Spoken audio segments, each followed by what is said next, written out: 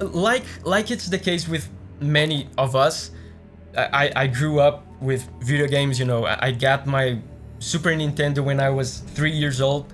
So for some reason, the songs of these very old, you know, Nintendo, Capcom games, Square Enix games, really left a very deep impression in me. When I was a kid, and you know, all the other kids were listening to whatever else was going on at the time, I was listening to Chrono Trigger, you know, and I got into guitar classes. I was taking guitar lessons as a kid to play, you know, covers of, you know, Chrono Trigger, like Frog's theme on guitar. That's the stuff I was doing. So in a way, I always knew I liked video game music like more than anything else.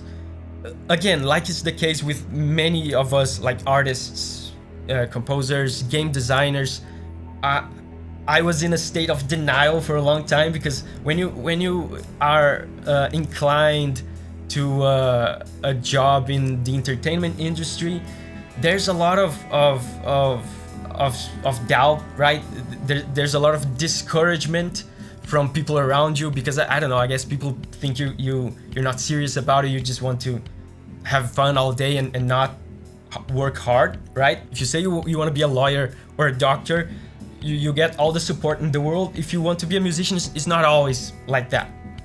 So I was in a state of denial for a long time, and I tried a bunch of other things. I went to college for completely unrelated things, and I didn't feel happy. I didn't see myself working with this other stuff. At some point in my life, I decided to take the leap. You know, I have to do something with music. I have to at least try to make this work. And still in a state of partial denial, I guess, I work with music. I try to work with music, but not with video game music. In my head, I had such a negative mindset about this stuff, about all this discouragement that I received my entire life, that to me, working with video game music it's like too good to be true, right? Like, this is not real. Like, no one gets a job with this. In order to be a game composer, I don't know, you have to know someone, or you have to get lucky. Like, no one chooses a career like this and just goes for it. This doesn't exist. It was too good to be true in my head, right? So I was already working with music, but I tried to be a music teacher. I was a music teacher for a while, and I had bands. Like, I achieved a relatively good level of success with a band. I toured, I recorded albums, but there was still a void in my heart. You know, I knew I wasn't doing my best. I wasn't doing what I was best at. So one day, after a major disappointment in my career with a band that I was with at the time, I said, man, this isn't working out. I have to be true to myself. I have to believe in myself at least once. I have to be 100% true to myself and believe in this thing that I've always known I want to do. I decided to go for it, to go for becoming a game composer. And man, it's incredible when you let go of this self-doubt, and you decide to dedicate yourself to this thing that you know is right for you. It's incredible how things change and how things start to go right, to work out, you know.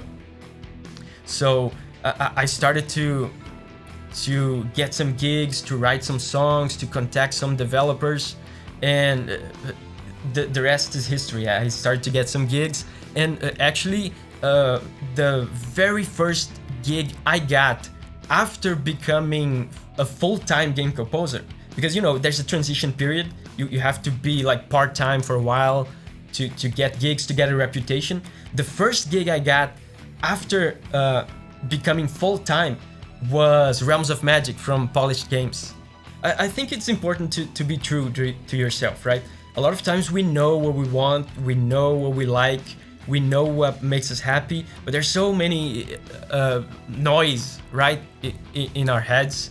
So yeah, I'm glad I found my path.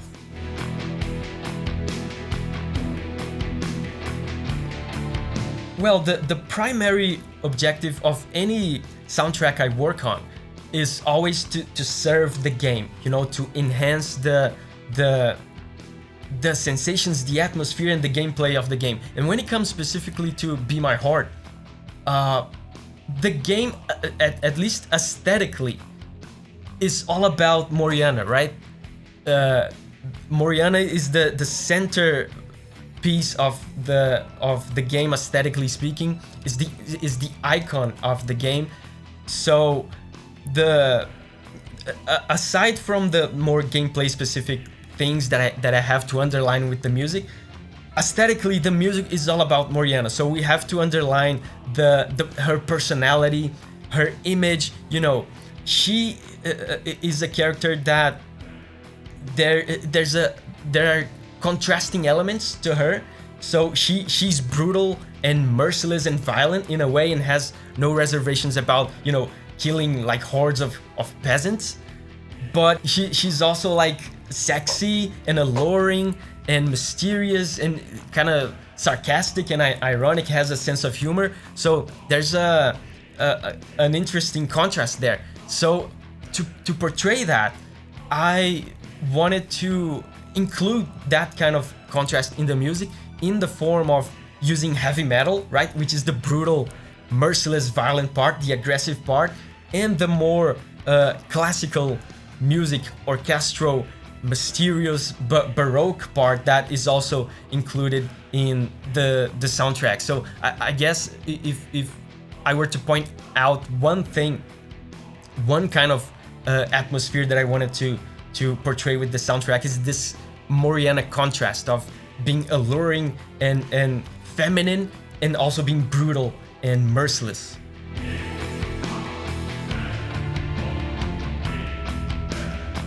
I was actually very surprised when I came to work in the project.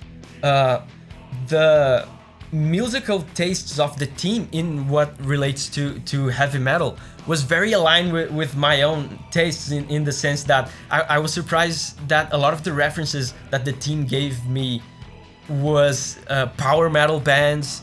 Like the band Powerwolf was thrown around a lot at the early stages of brainstorming. And in general, from the heavy metal side, the influences were mostly power metal bands, Epica, and from my own experience, like bands like Rhapsody of Fire and Angra. This is the kind of kinds of bands that have this contrast that I talked about, of something sophisticated in the form of classical music and, you know, classical harmony, classical melodies, and the brutality of heavy metal. So yeah, I was actually very surprised that the team had the same taste for heavy metal as I had. That was cool. It's always impressive to me how well people receive this kind of genre, this kind of heavy metal, because heavy metal usually it's not for everyone. Some people turn their nose at it, at some types of heavy metal. But when you take heavy metal and you put classical music, like soundtrack style, epic style orchestras into it, it seems like everybody likes it. So we see that with soundtracks like Attack on Titan, like the anime. JRPGs, yeah, do that a lot, like Bravely Default, and Final Fantasy does that a lot. So it's an interesting style. It seems to universally be able to hype people up.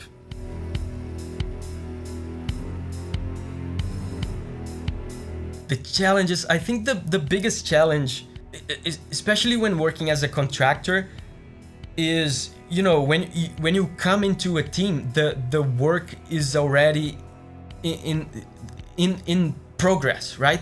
So sometimes it's hard to come into a project and catch up to everybody else. Everyone or most people there in the team have been there from day one. They know the project, they know Moriana, right, the character, they know the gameplay, they know the intentions behind the project. And with Be My Horde, I arrived when the work was already in progress, so I had to catch up with everybody else. And at the beginning it was a little difficult, especially considering that Be My Horde is such a unique game. So I feel like it took me a couple weeks, I guess, to understand the game, to understand what the game required musically, and to catch up with everybody else, talk with everybody else, listen to you guys, to absorb all this information, to playing the game for a few days, to finally understand what the game needed musically. And I remember that was probably the biggest challenge, like coming into the project in the first couple weeks and feeling kind of lost, and making a few early demos for the music, and it was not really that the demos were not really what we needed. So it took me a while to absorb all the information that I needed to absorb to understand the game.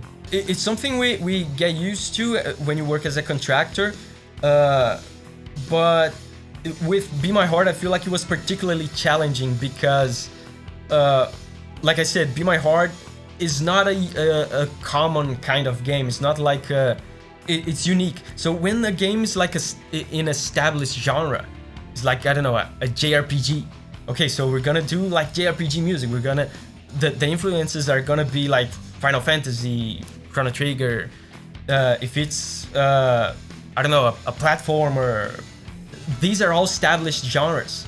When I came into Be My Horde to work into the game, like I really had to listen to you guys to know what the game needed, because there wasn't already in my head established type of music that this game needed. So I really needed to catch up to you guys and listen a lot.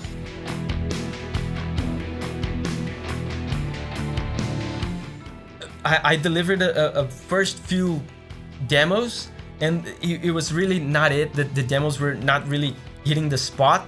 So the most intriguing thing about this whole process was when we started talking to each other a little bit more about the music, and then we started talking a little bit more about the details.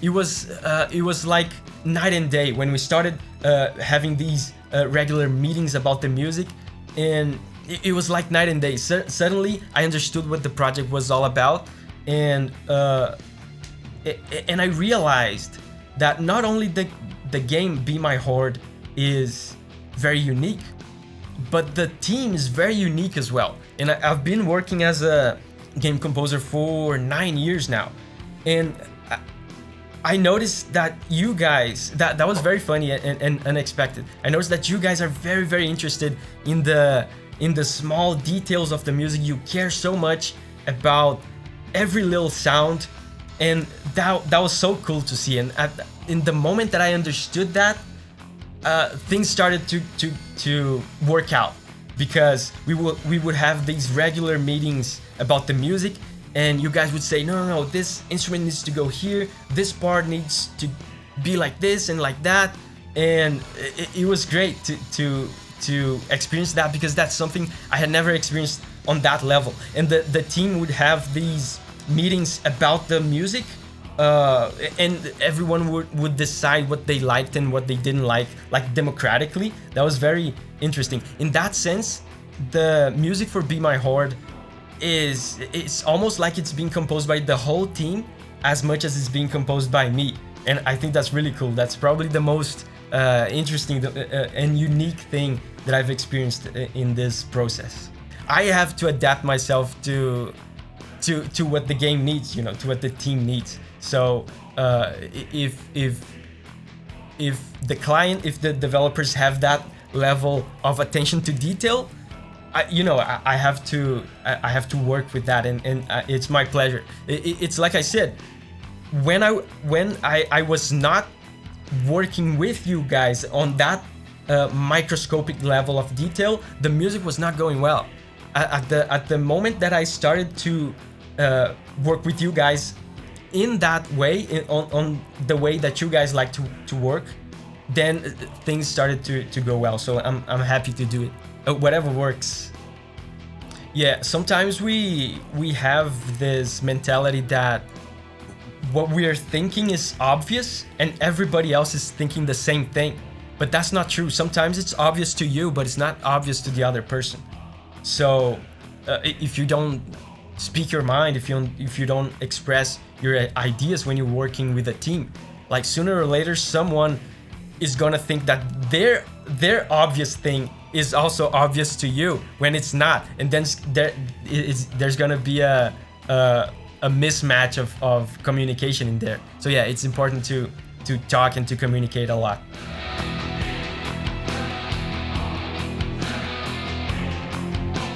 That's a very interesting question, and it's an easy question as well, because when Zach Harn sent me the first demo for Be My Horde, my intention was just playing for an hour to get a feel for what the game was. I ended up playing for the whole day, and it was a very early demo. There was not much to it, but the core foundation of the game was already there. And to me, I don't know if it's the same to you guys, but the way I related to the game was a sense of curiosity, a sense of experimentation as well, to see just how far I can take this snowball effect, of building your horde and making it go bigger and bigger and bigger and just snowballing enemies, and just thinking to myself, they're not gonna let me make a horde as big as the whole screen. There's no way they're gonna do that. Or will they? Or will they let me do that? Hold on, I have to try it. I have to try it. And then building my horde and making it go bigger and bigger, and when it suddenly reached the size of the entire screen, I was like, there's no way they can do that.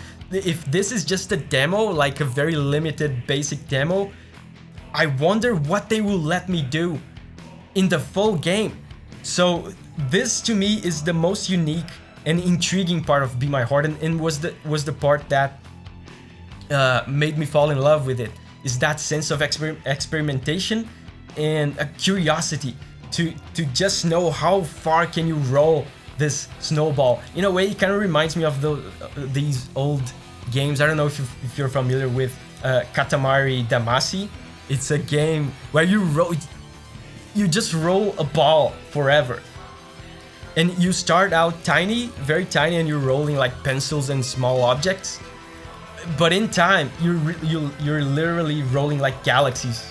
So that's the kind of sensation I had with Be My Horde. Okay, I just have to go. I just have to know how far I can take this. How far I can take this, and I'm sure the full game will be a lot more exciting than what I was already excited for in the early prototypes that we have here. So I'm really, as a developer working in the game, I'm really looking forward to what the game will turn out to be.